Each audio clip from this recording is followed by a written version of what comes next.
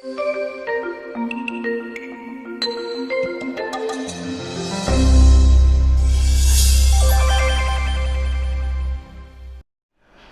today, I thought I will introduce you to the subject anthropology itself as an optional in civil services, the methodology that we use, the pedagogy that we use, the instruction that we use is based on 3 decades of our experience in training aspirants for civil services.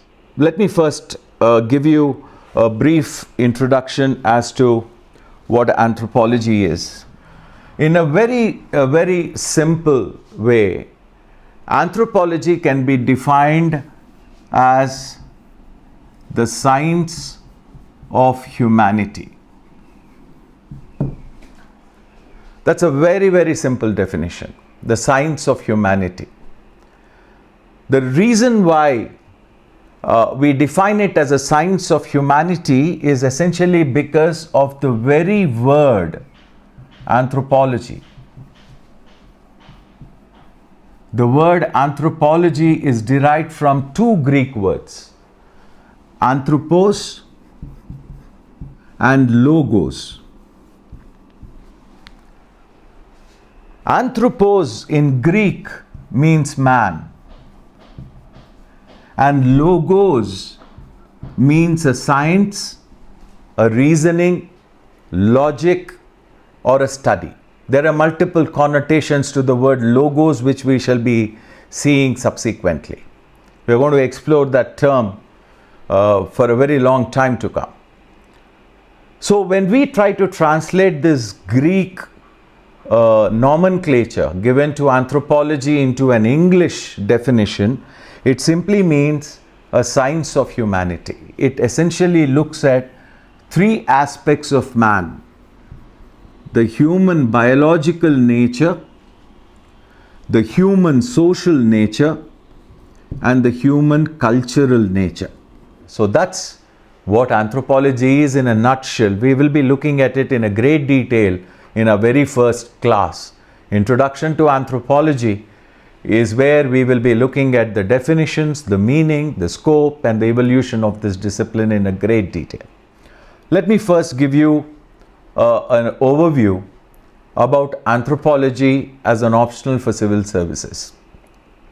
It's a very popular discipline, and it is not only popular, but people have been succeeding in this exam by taking anthropology as an optional for a very long time. And there are various reasons why aspirants to civil services choose anthropology. The first, and probably by far one of the most important and obvious reasons, is it is easy to understand. The reason why it is easy to understand is because who are we studying? We are studying ourselves. The object of study is us, the subject of study is also us. You and I are not talking about another species. We are going to talk about our family, our marriage, our kinship, our economic and political systems, our religion. It's very easy to understand. You can relate to the subject very easily, is because you are studying about yourself.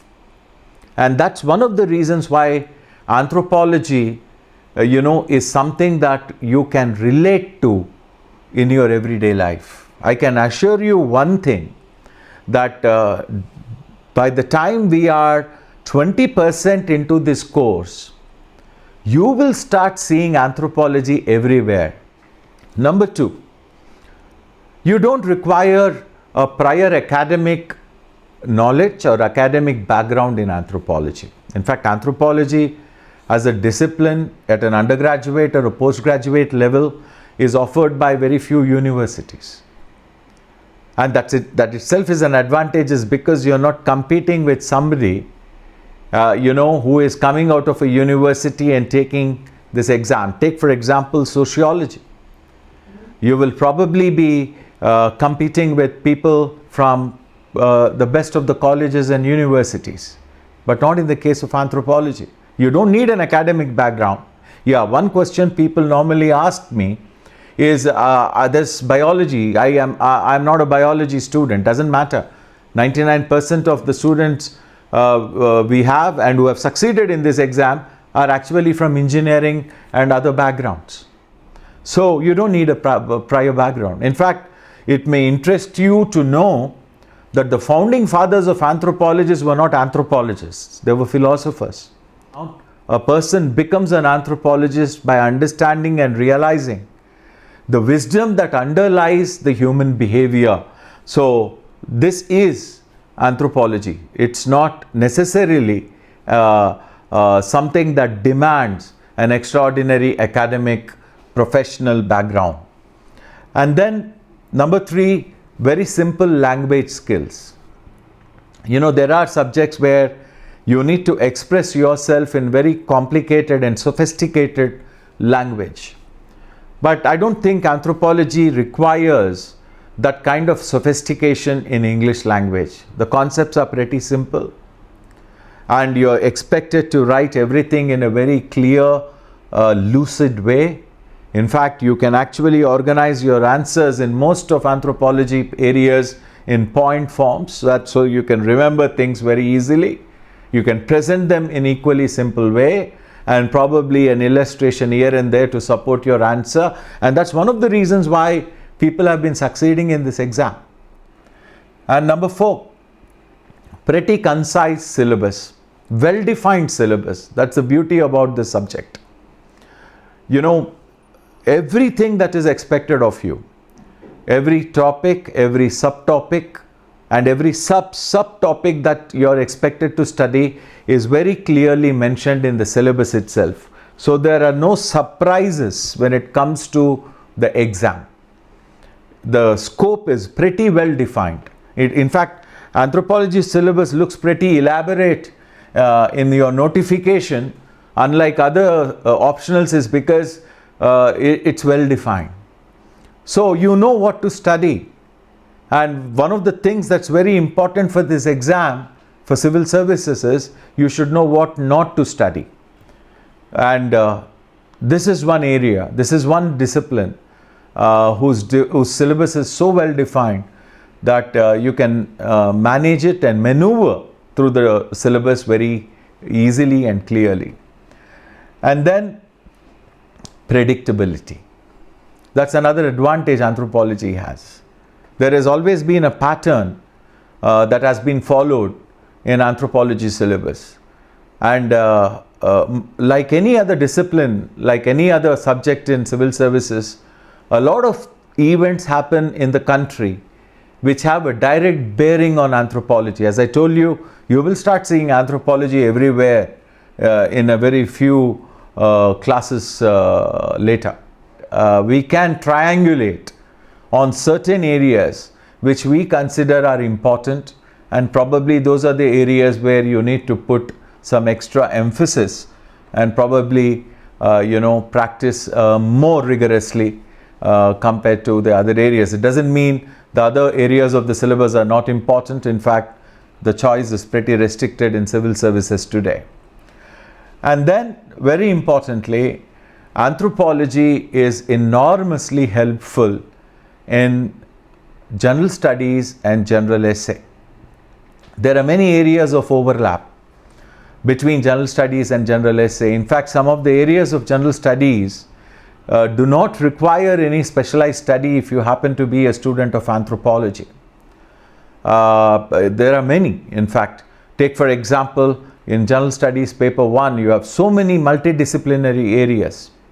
Your Indian society, unity in diversity, your entire section on social welfare and social empowerment, SCs, STs, OBC welfare, minorities, regionalism, communalism, secularism, the issues relating to national integration, the role of self-help groups, the role of voluntary organizations, a critical evaluation of the constitutional provisions for the welfare of the vulnerable people in India.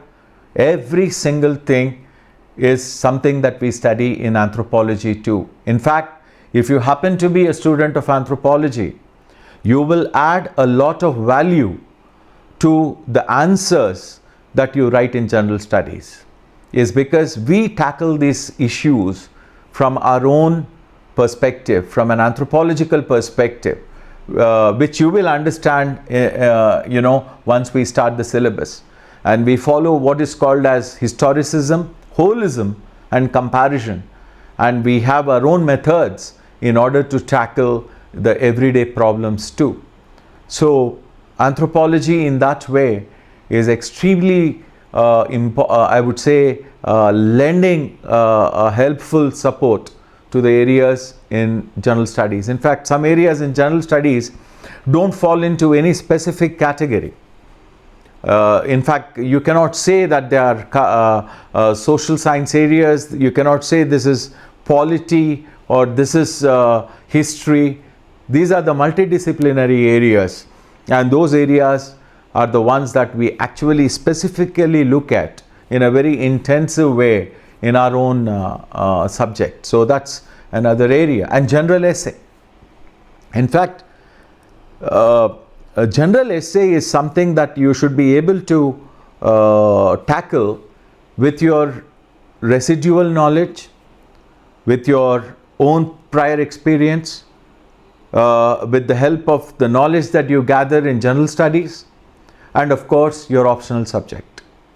And general essays again, become I would say enriched if you happen to be a student of anthropology, because you bring in those perspectives, you bring in those examples, and you bring in those dimensions which many people do not know exist when it comes to the social, economic, political and other areas of our lives. Anthropology opens new windows of knowledge. It throws new light on old areas. So anthropology in that way is extremely helpful to tackle your general studies and your general essay. And then there are two papers like any other optional subject. So paper 1, we can broadly divide paper 1 into socio-cultural anthropology and physical anthropology. Socio-cultural anthropology deals with the social and cultural nature of man. As I told you, there are 3 dimensions of human nature. So socio-cultural anthropology is that branch that deals with the social and cultural nature, and physical anthropology is the biocultural or biosocial study of man.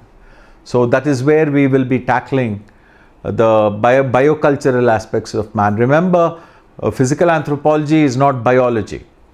In fact, most of the books that people buy are written by biologists. They are not anthropology. Biology is different from biological anthropology, because you need to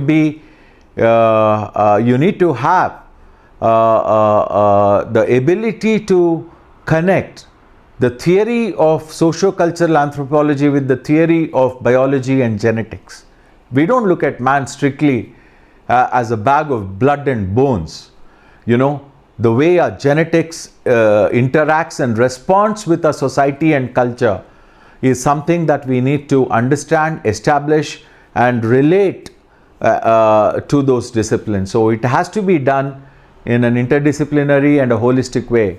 So physical anthropology is that aspect of paper 1 where we will be looking at the biosocial nature of man. So this is how we organize paper 1. So my volume 1, there are 3 volumes you will be given, shall cover the socio-cultural anthropology, and my volume 2 will cover physical anthropology. There are some other areas like a small part of archaeology and other things that will be the part of the volume 1. Paper 1 is this. Paper 2 is what we call as Indian anthropology. Indian anthropology is the study of man in India. In fact, Indian anthropology syllabus, I'm sure most of you must have gone through. has enormous overlap with your general studies. There are many areas in general studies that we actually pick up in paper 2 and discuss. So you're going to cut down on a lot of redundancy there. You don't have to specially prepare for those areas. In general studies, if you happen to be a student of anthropology, you're going to save the much required time in this exam, because we will be looking at it in anthropology itself. So that's paper 1 and paper 2. Let me tell you something important. Gone were the days where you write very long, verbose answers in civil services. No, those days are over. If you notice the way in which the exam has evolved and changed of late, the longest answer that you will be writing in this exam will not be more than 450-500 words, as far as optional is concerned. Today, civil services is all about writing précis. Précis notes, if you remember, the word précis means precision. You are supposed to make it a very short and a precise answer. And trust me when I tell you that writing a short note is more challenging and more difficult than writing an essay. Because in essay, probably you can take your own time, unlimited number of additional sheets if you think you can manage time in the exam, and write whatever you want. But not in this not anymore in civil services. Your answer should be to the point, clarity of thought, the ability to express, and the range of application. The three things that this exam demands, have to be perfectly reflected in your answers, whether it's in general studies or anthropology or essay or everywhere else. So you need to practice writing answers. You need to develop that discretion. A discretion as to, what to write and what not to write. Just because I give you tons of information about one topic doesn't mean that the entire tonnage is required for the answer. No way. You have to develop the discretion to know, to decide what you want to write and what you want to avoid. And you will only get it if you have a conceptual clarity. And that conceptual clarity is something which is my responsibility to give you. So you need to look at anthropology from a very critical point of view. There is a method in which it should be learnt. There is a method in which it should be taught. And that clarity of thought, once you develop, and regular answer writing, if you practice, this examination is not as difficult as people project it to be. I'm sure when everybody else has done it, I'm sure you will too. But remember, this is the toughest exam in the world. You will be competing with the best brains in the country, and you have to prove that you're one of them. And the only way you can prove that you're one of the best is through your answers. And that answer is something that has to be a cut above. And that can only happen not only with your expressions and your writing ability, but it comes enormously from your conceptual clarity.